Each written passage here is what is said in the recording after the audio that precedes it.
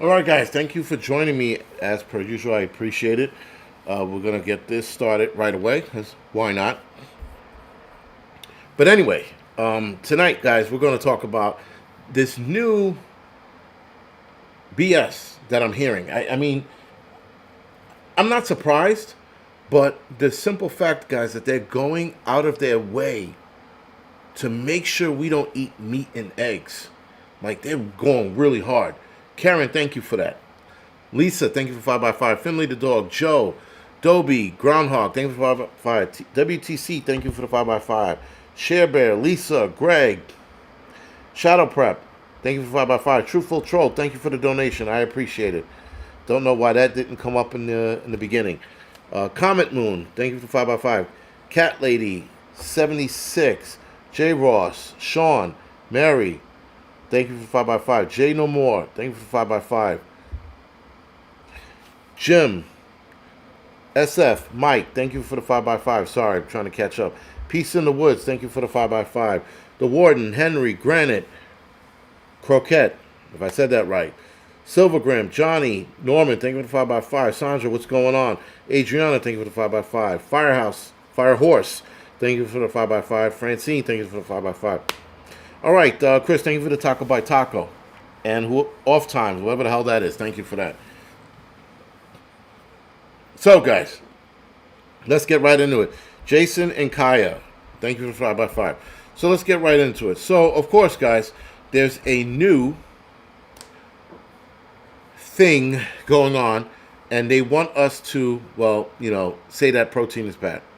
So they're starting with the study saying that there's such a thing as eating too much protein, and that too much protein can damage the arteries. So you might be eating an artery damaging amount of protein for breakfast, a new study warns. Now, I'm going to drop this article in the chat, if you will. You guys can take a look at it. And again, read it for yourself. Now, they're saying that there's an amount of protein that we are eating too much of. Why is that? Now,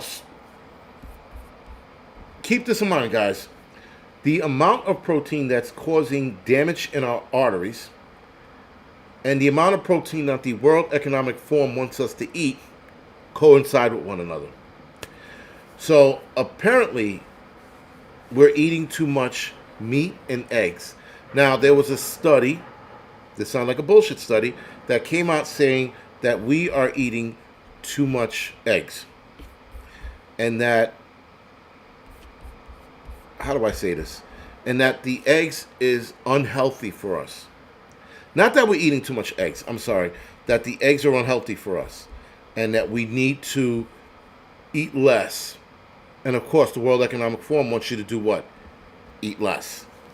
They want you to eat less eggs. They want you to eat less meat. They want you to, again, guys, start bending a knee to their bullshit. They always do this. So now I'm trying to find the doctor that he's really, he's actually, you know what? Let's see if I can find him through here.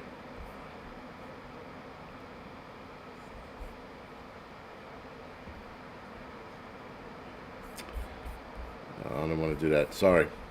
It's going to take too long. Whatever. Fuck it. Let me just write in eggs.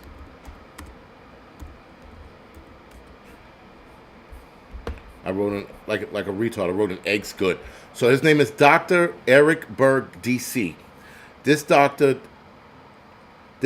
good. So him and like John Campbell were both the same, right? Arm Ticket came out. They were talking about how they were for it, this, that, and the third. Dr. John Campbell is now slowly getting more worried about what he's finding with the Arm Ticket. That's Dr. John Campbell. Dr. Eric Berg, he's a health doctor. So he talks about working out, diets, things you can do. He's very good as well. There's another doctor that I follow. It's a bald guy. It's called Motivational Doc. He's another one I follow. He's good as well. He talks about, again, how good eggs are for you, The arm ticket stance, I'm not really sure whether or not he follows it. But Dr. Eric Berg, motivational doctor, and Dr. John Campbell, those are doctors to follow. Now, motivational doctor, he's also a fitness doctor. He'll talk about fasting, again, eggs, meats, vegan versus non-vegan diets and things like that. These are guys you should listen to because they actually break this shit down. Truthful Troll, thank you for the donation. Again, going all the way back to the beginning of what we're talking about, the artery damaging amount of protein, guys, is so people can start getting used to the fact, or that people can start parroting the fact, that, oh, you don't need that much meat, you don't need that much eggs. We're going to reduce the amount for you because if you eat too much of it, it's going to damage your arteries. Meanwhile, these studies are all control studies by who? If you dig deep enough, a lot of this leads back to the World Economic Forum or the World Health Organization. Now, let's read some of the article. Turns out there is such a thing as too much protein. A new study published in the journal Nature Metabolism, suggests that eating too much protein is bad for your arteries. Here comes the bullshit. Because I think, guys, again, the arm ticket is causing plaque buildup faster than arteries. That's why there are a lot of people who are getting stents in their hearts. The amount of people getting stents in their hearts, at least that I'm starting to see and notice, have increased over the last couple of years. I'm going to do a deeper dive in that, but I think the arm ticket is also causing plaque to build up in the arteries a lot faster. So our study shows that dialing up protein intake in pursuit of better metabolic health is not a pancreas. You could be doing real damage to your arteries. This is senior and co-correspondent author Baka Ranzi, whatever. He's a doctor, professor of cardiology at the University of Pittsburgh. University of Pittsburgh, I see making a connection that they're all about the World Economic Forum and World Health Organization. Just keep that in mind, University of Pittsburgh. Researchers from Pittsburgh School of Medicine found that consumption of excessive protein can lead to arteriosclerosis, which is a buildup of fat, cholesterol, and other substance in and on the artery walls, other known as plaque. The buildup also causes plaque and can cause the artery to narrow, blocking blood flow, or burst the artery, and which can lead to blood clots. If more than 22% of dietary calories come from protein, it can lead to increased activation of the immune cells that play a part in the blood plaque forming in the arteries. Data collected over the past decade found that Americans consume a lot of proteins, mostly from animals. Here it goes. And nearly a quarter of the U.S. population gets over 22% of all daily calories from just proteins. Again, from mostly animals. They take note of that. Razani proposed that the trend of high consumption of protein is most likely due to the common idea that dietary protein is essential to a healthy lifestyle, but too much could be detrimental in the long term. According to the National Institute of Health, to maintain weight, women should eat 22 calories per day on average, and men should eat 25 calories per day on average. Again, that's on average. If you are training, your caloric intake is going to be a little higher. So I think the caloric intake, if you're training, it depends on what kind of training you're doing, could be anywhere between 3,000 to 3,500. If you're strong men, you're probably eating a little more than that. And if you're a strong man, you're eating a little more than that to maintain your body weight and build strength. But again, I'm not going to get into that. Therefore, on average, if a woman consumes more than 400 calories of protein and a man consumes more than 550 calories of protein, there could be a risk of causing damage to the arteries. That would equate to just about 6 ounce of steak or double the recommended 3-ounce portion. That would equate to just 6 ounces of steak. You see what they're doing there? So now they want you to eat 6 ounces of steak a week. Because there is a math on the amount of protein the World Economic Forum wants you to eat. And it's under 6 ounces. I think it's like 3 or 4 ounces a week or some crazy shit like that. But they're saying that this would equate to 6 ounces of steak. So what they're saying, guys, is, well, this equates to 6 ounces of steak. So if that's too much, we're going to have you eat the 3 to 4 ounces that the World Economic Forum suggested a year or two ago. That means you might, that means you might consume an artery-damaging amount of protein before even getting to lunch. 2 eggs, 156 calories, 4 slices of bacon, 172 calories, and Greek yogurt, 100 calories, exceeds 400 calories. Food considered to be high in protein include fish, eggs, meat, and lentils. Our hope is that the research starts a conversation about ways to modify diets in a precise manner that influence body function at a molecular level and dampen disease risk. Of course, guys, they want to start the conversation.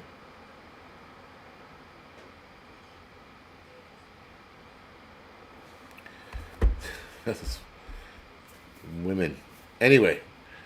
The study looks at a combination of small human trials and experiment in mice and cells in a petri dish. Rosani and Dr. Benita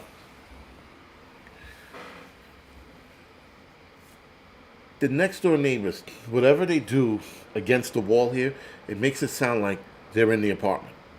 That's why I had to look. I'm like, what the fuck is that? Whatever they're doing over there, it just sounds like their kitchen's probably right against the wall, which would make sense because of the pipe chase and the piping right behind the wall. But anyway, it makes it sound like they're here. So every time I look over, I'm like, who the fuck is? And there's no one's there. Because if somebody's there, you're gonna see me abruptly get up and get the fuck out of here, or abruptly get up and tackle whatever's standing over there. But anyway, it just sounds like they're there, but they're not. They're in their apartment, which sounds like they're right in my apartment sometimes.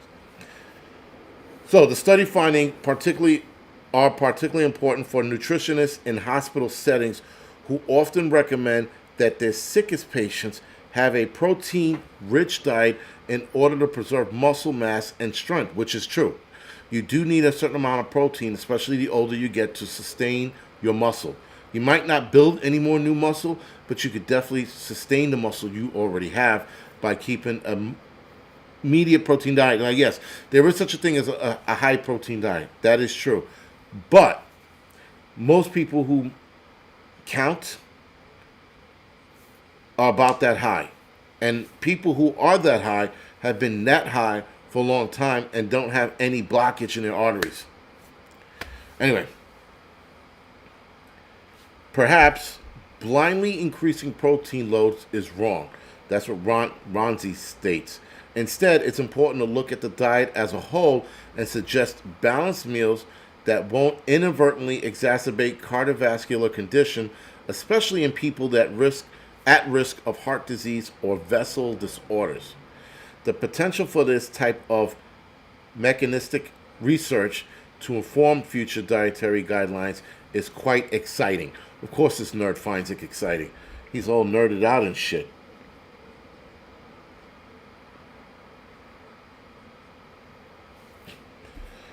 So anyway, now this is from the World Economic Forum. I'm going to put this link in the chat. The UN says this is the UN now, the United Nations, says we need to reduce our meat consumption to fight climate change and improve food insecurities, or food securities rather, sorry. All right, so I'm going to put this link in the in the chat. You guys can read it for yourself. Again, guys, this is on the heel of this protein diet bullshit. Now, again, there was an article a couple weeks ago about eggs being bad for you. Then they had this, that you're eating too much protein. And, of course, eating too much meat is bad. So now they're trying to start the campaign of eggs and meat are bad. And that too much protein is bad. We want you to lessen your protein. As the World Economic Forum already told us, they want us to eat less meat, which is predominantly, which is predominantly meat that we eat and not eggs. But this country is also a heavy egg-based country. I think a lot of countries are, but I think we're a little above normal. Global meat consumption must fall. This is according to the UN. Global meat consumption must fall to curb global warming. Don't know how that connects.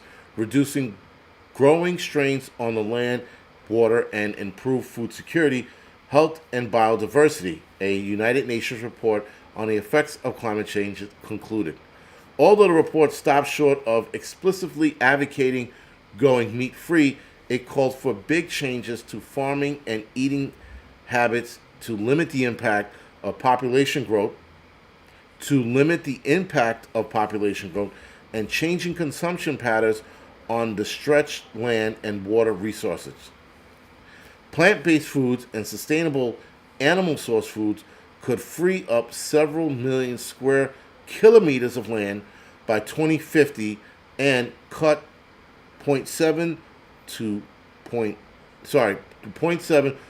8 gigatons a year of carbon dioxide equivalent. This is the United Nations Intergovernmental Panel on Climate Change, the IPCC. There are certain kinds of diets that have a lower carbon footprint, eating bugs, and put less pressure on the land, eating bugs. The IPCC met this week in Geneva, Switzerland, to finalize its report, which should help guide governments meeting this year in Chile on ways to implement the 2015 Paris Agreement. So this is an old article. On the ways to implement this is not the 2015. This article was actually written. Let's pull it up real quick. 2019. This article is old, but it was written in 2019. But I'm trying to prove the point, guys, that they threw something out there, and I think that was Roaming Prepper. Thank you for the donation. Yeah, I missed that. Sorry. Yeah, the Roaming Prepper, man. Thank you for the donation. I appreciate it. Sorry that I missed that. I'm all in on this. And this bullshit. Land can be both source and sink of carbon dioxide. Land can be both a source and a sink of carbon dioxide, the main greenhouse gas blamed for global warming, and better land management can help tackle climate change, according to the IPCC. But it's not the only solution, and cutting emissions from all sectors is essential to quickly curtail global warming. The window for making this change is closing fast. They've been saying that for the last 30 years. If there's further delay in reducing emission, we will miss the opportunity to successfully manage climate change transition in the land sector.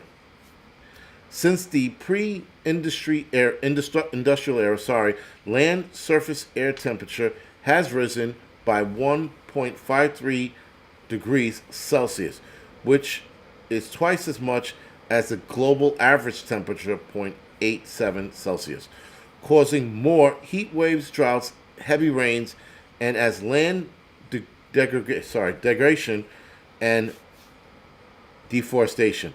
Humans use directly affect more than 70% of the global ice-free land surface, and agricultural accounts for 70% of fresh water use.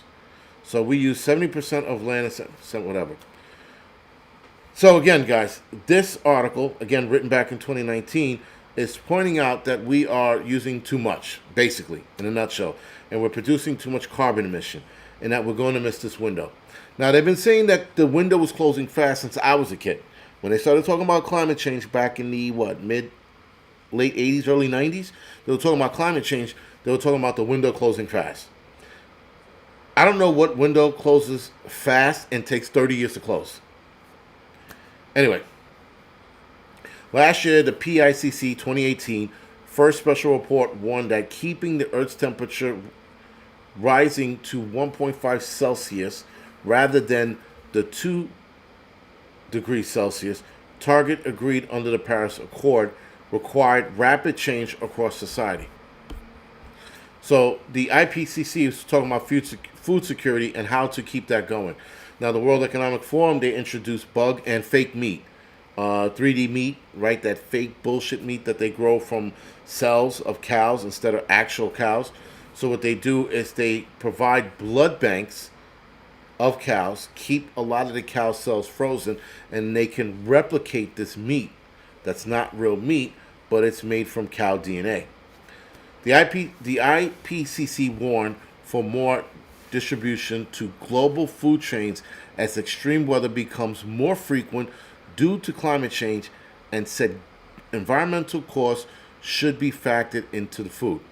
It projects a median increase of 7.6% in cereal prices by 2050, meaning higher food prices, which we're already experiencing now, and an increase in risk of hunger. While an estimate 821 million people are undernourished, changing the consumption habits have already contributed to about 2 billion adults being overweight or obese. Per capita supply of vegetable oil and meat has more than doubled based on a data since 1961, but 25 to 30% of total food product is still lost and or wasted. So again, now that they talk about food security, they play the violin on people being malnourished. Now the malnourished part, guys, or undernourished, that's a governmental thing. Meaning a lot of countries that have this problem, if you look at countries that are malnourished or not feeding their people, there is a source of the problem that is not connected to climate change. It has nothing to do with climate change. It has to do with warlords, terrorists, groups that are taking over in those areas and stealing the food from the people. But then they make up this mumbo jumbo and they go climate change. Because those guys are hot, bothered, and hungry. They stole food from these people because it's so hot. Climate change. Climate change made them do this because they were hot and they wanted, and they were hungry and they were losing out on food and some mumbo jumbo that they make up. Now I heard that the heat is causing people to be more aggravated, so there's more aggression in the world because of the heat.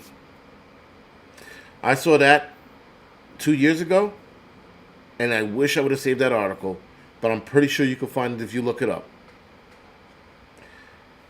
It's insane what they're going to start blaming. Climate change? Oh, you're angry all the time? It's hot, man. Climate change. It's not snowing enough? You're angry, dude. Climate change. They're going to blame everything on climate change. They're blaming psychosis, certain psychosis, on climate change. They will blame as much as they possibly can so they beat the drum that we can eat less meat, eat more bugs, reduce our footprint, reduce our carbon emission, and the world's going to automatically go back to, well, meanwhile, we'll never see a fucking another cow again. Because once they instill that nonsense, guys, it's game over. They have us by the balls. Making our meat for us, 3D printing our meat, they're going to do that. That is undoubtedly going to happen. They're going to control our shit, and there's nothing we can do about it. This kind of stuff, I mean, like, and when I read this stuff initially, some days I don't read. I just copy and paste, and then I'll, as you see, read it on here. A lot of the stuff that's going on, guys, it's astounding. It's astounding how people are still, you'll point this shit out. Like Cheerios being bad, right? There's a study that just came out about Cheerios being bad. And, you know, you tell this to guys that are like, yo, we're dying of something. I'm like, yeah. And the more that we are dying from, the less we eat. You know about Cheerios? Don't eat that. You know about Quaker Oats? Don't eat that, because that came out in the study as well. Doritos? Don't eat that shit. I love Doritos. Like, I really, really love Doritos, and I got to give that shit up. Don't eat Twinkies. Don't eat any of this processed food. Go back to natural shit. That is what they're telling. That's what certain media sources are telling you. Stay away from the processed shit. Go back to natural eating. If you go back to natural eating, guys, I can all but guarantee a lot of people, not everyone, but more people, if you eat natural food and stay away from processed food, the inflammation in your body that's causing you to get sick is going to go away. I can all but guarantee that for a lot of people. Not everyone, a lot of people. But people don't want to hear that. You eat clean, guys. You eat basic food: meat, potatoes, rice, meat, fish and rice, natural vegetables, organic vegetables, organic fish. You are going to feel 100% better. Period. The inflammation that we have in our bodies, a lot of it is due to the shit we eat. Why?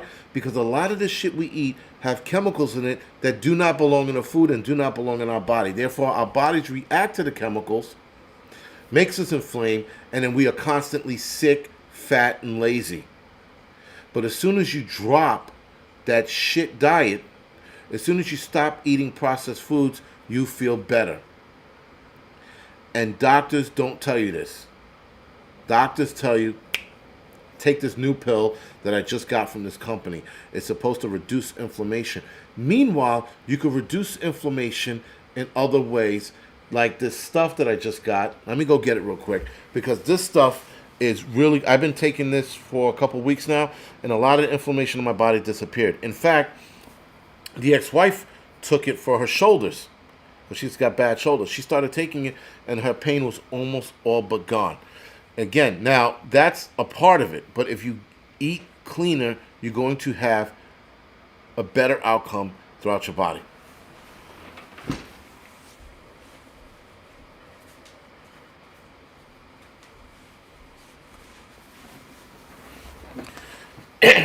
So this stuff is called liposomal curcumin.